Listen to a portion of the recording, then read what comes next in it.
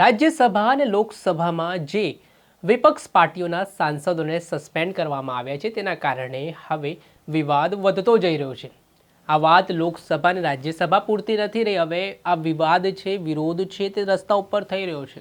2024ની લોકસભાની ચૂંટણી પહેલાં જ જે ઇન્ડિયા એલાયન્સ છે તેના સાંસદોને સસ્પેન્ડ કરવામાં આવ્યા છે, તેના કારણે હવે લોકો છે તે સેવ ડેમોક્રેસીના નામે જે સમર્થકો છે, કાર્યકર્તાઓ છે તે રસ્તા ઉપર ઉતરી રહ્યા છે, ધરણા પ્રદર્શન કરી રહ્યા છે અને સરકાર વિરુદ્ધ સૂત્રોચ્ચાર કરી રહ્યા છે। આવું જ કંઈક માહોલ અમદાવાદમાં જોવા મળ્યો।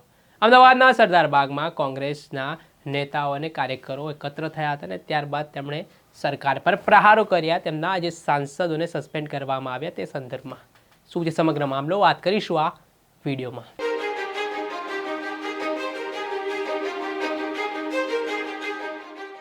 નમસ્કાર દર્શક મિત્રો, નવજીવન ન્યૂઝમાં આપનું સ્વાગત છે। હું છું ફૈઝાન। જેવી રીતે ગુજરાતમાં અને આગામી સમયમાં દેશમાં લોકસભાની ચૂંટણી યોજાવાની છે તે પહેલાં હાલ દિલ્હીમાં શિયાળુ સત્ર ચાલી રહ્યું છે, જેમાં રાજ્યસભા અને લોકસભા બંને સદનમાં કાર્યવાહી સ્થગિત કરવામાં આવી છે।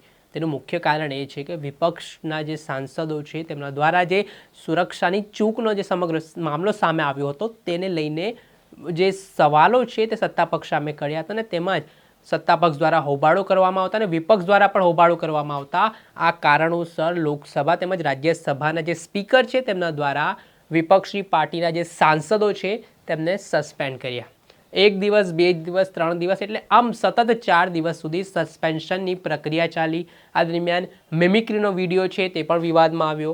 ઘણા બધા જે પ્રોટેસ્ટ છે ગઈકાલે પણ આપણને દિલ્હીમાં જોવા મળ્યા કે જે સાંસદો છે તે રસ્તા ઉપર ઉતરી આવ્યા હતા। રાજ્યસભા અને લોકસભાની બહાર છે તેઓ ડેમોક્રેસીના નામે બેનરો છે હાથમાં, તે લઈને તેઓ દ્વારા પદયાત્રા કાઢવામાં આવી હતી ને વિરોધ નોંધાવવામાં આવ્યો હતો। જોકે આ વાત તો ઠીક છે, હવે તેના પડઘા જુદા જુદા રાજ્યમાં પણ પડ્યા છે। ઇન્ડિયા એલાયન્સ સંદર્ભમાં જે વિપક્ષી પાર્ટીઓનું સંગઠન છે તેમના સાંસદોને સસ્પેન્ડ કરવામાં આવ્યા છે, તે સંદર્ભમાં હવે કોંગ્રેસ હોય, આમ આદમી પાર્ટી હોય અને તમામ જે અલગ અલગ પાર્ટીના કાર્યકર્તા હોય, નેતા હોય, તે પોતાના રાજ્યમાં, જિલ્લાઓમાં વિરોધ પ્રદર્શન સત્તાપક્ષ સામે કરી રહ્યા છે। એવી જ રીતે આજે અમદાવાદના સરદાર બાગ ખાતે કોંગ્રેસ દ્વારા ધરણા પ્રદર્શન કાર્યક્રમ રાખવામાં આવ્યો હતો ને એ કારણ છે તેમના જે લોકસભા અને રાજ્યસભામાંથી જે સાંસદોને સસ્પેન્ડ કરવામાં આવ્યો છે તે સંદર્ભમાં આ વિરોધ પ્રદર્શન દરમિયાન અમદાવાદ શહેરના પ્રમુખ છે નવનિયુક્ત હિંમતસિંહ પટેલ, તેમણે પણ સત્તાપક્ષ સામે આકરા પ્રહારો કર્યા છે। તેમણે કહ્યું છે કે લોકતંત્રમાં જ્યારે પ્રશ્ન સંસદની કાયદા વ્યવસ્થાથી જોડાયેલો આ પ્રશ્નો હોય અને પૂછવાની બાબત હોય ત્યારે સરકાર છે તે પોતાનો બચાવ કરે છે અને ખોટા મુદ્દાઓ લાવીને ધ્યાન ભટકાવવાનો પ્રયાસ કરે છે। હિંમતસિંહ પટેલ શું કહી રહ્યા છે પહેલા તે જોઈ લો। બચાવ એ મુદ્દાને લઈને સમગ્ર રાષ્ટ્રમાં કોંગ્રેસ પાર્ટી આજે ધરણા ધરી રહી છે। લોકતંત્ર, લોકશાહી, પ્રજાતંત્રની અંદર જે સંસદો ચૂંટાતા હોય, પ્રજા જેમને ચૂંટાઈને આ દેશની સર્વોપરી સંસદની અંદર પોતાના પ્રતિનિધિ તરીકે મુકતી હોય, જ્યારે સંસદ બનતા હોય ત્યારે આ દેશમાં જે પણ ઘટનાઓ ઘટતી હોય એ સત્તાધારી પક્ષનું ધ્યાન કેન્દ્રિત કરવા માટે તમામ સંસદોની જવાબદારી બનતી હોય છે। જ્યારે આપણે લોકસભાની સૌથી મોટી સર્વોપરી સંસ્થા દેશની છે, એના ઉપર હુમલો થાય એની ચર્ચા કરવા માટે, કાયદો અને વ્યવસ્થાની ચર્ચા કરવા માટે જ્યારે વિપક્ષ માંગણી કરતો હોય ત્યારે તમામ વિપક્ષને તમે સસ્પેન્ડ કરી દેવામાં આવે, વિપક્ષની વાત સાંભળવામાં ના આવે, વિપક્ષ સાથે સંવાદ કરવામાં ના આવે અને ભારતીય જનતા પાર્ટી હું કહું છું કે આ ચર્ચાથી કેમ ભાગી રહી છે? શું એમની નિષ્ફળતા છે? એ નિષ્ફળતાના કારણો શું છે કે સંસદની અંદર આટલા લોકો ઘૂસી ગયા, સંસદની અંદર એ લોકો ફાયર બોમ્બ નાખ્યો જેનાથી ધુમાડો થયો અને આટલી ત્યાં ગેરવ્યવસ્થા સર્જાઈ ગઈ અને આટલી મોટી ચૂક તમે દેશની સુરક્ષા અને સલામતીની વાત કરો છો। આજે પણ આપણે જોયું કે ગઈકાલે પણ ત્યાં કાશ્મીરની અંદર આતંકવાદીઓએ 3 જવાનોને આપણા શહીદ કર્યા છે।